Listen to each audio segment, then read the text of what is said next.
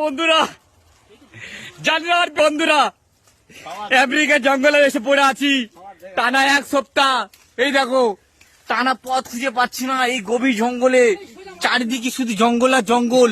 দেখু কিনারা খুঁজবো বলে জঙ্গলে এক প্রান্তে একটা গাছে উঠে কিনারা খুঁজছে, বাট খুঁজে পাচ্ছে না।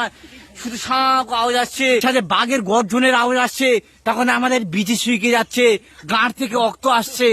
কি করব বন্ধুরা, কোনো কিরকিনার কোথায়, তোমরা একটু সাহায্য করো, ফলোয়ার করো, শেয়ার করো। এটা কোন জঙ্গল, যে বন্ধু থাকবে মিডিয়া প্রশাসন নিয়ে যেন আমাদেরকে উদ্ধার করে।